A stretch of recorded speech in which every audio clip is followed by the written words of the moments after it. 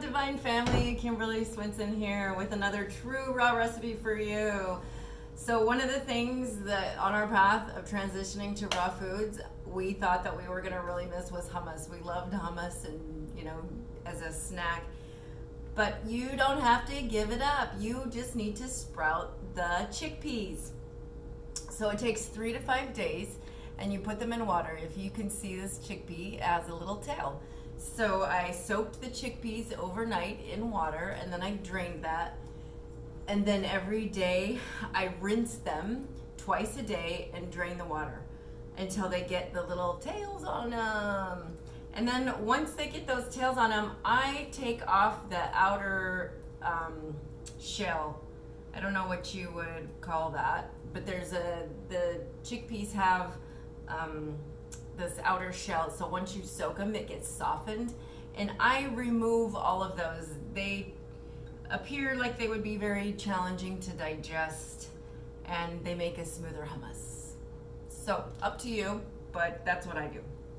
So you are going to sprout your chickpeas, and it's going to take 3 to 5 days. So you're going to have to plan in advance if you want hummus.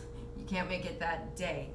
But once you have your sprouted chickpeas, put them in a food processor, and I will share the full recipe with you, but then you're going to need some tahini, 1/3 cup. And I made this tahini myself from raw sesame seeds. I don't necessarily recommend it unless you have a really high-powered blender, like a Vitamix, because in my food processor it took almost all day, and I was so over it by the time I was done. But at least I have some tahini that was made with raw seeds, and I know there's no added preservatives or anything in it. It's just sesame seeds and maybe a little raw cold pressed olive oil. I can't remember if I put some in that, but so you're going to add 1/3 cup of tahini. And it calls, you can use lemons. I personally, the only lemons that you can get here are from the United States, and they're not organic, so I choose to use lime. It's basically the same thing, citric acid. So I am going to put in 2 limes. They're more local.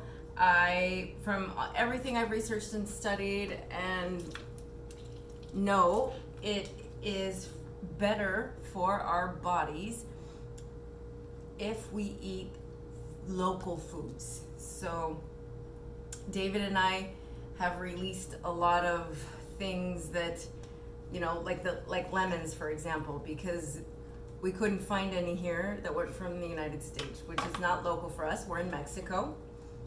And so we decided we don't need them. We can substitute limes if a recipe calls for lemon. We use lime, and so it's worked out for us. A couple cloves of garlic. And then I have right here some smoked paprika, Himalayan salt, and some cumin. So 1/2 teaspoon Himalayan salt, 1 teaspoon cumin, and 1/4 teaspoon smoked paprika. All right, here it's going in there. And then 3 tablespoons of extra virgin olive oil, and this is cold pressed, and so it's still raw. If you don't get the olive oil that's cold extracted, then it's no longer raw. And that's up to you if you want to be true raw or not. I'm teaching the true raw way, but if you aren't quite there yet and want to use something else, then go ahead.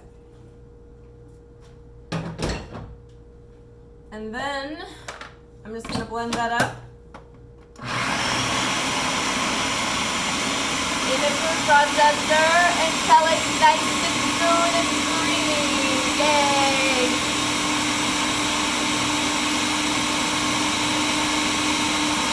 And when you're done, I'm not going to put you through the whole thing of hearing it all, but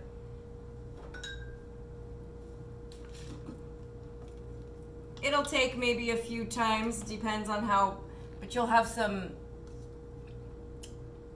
hummus once it's all processed and smooth. Enjoy. Or as they say in Mexico, provecho. We love you.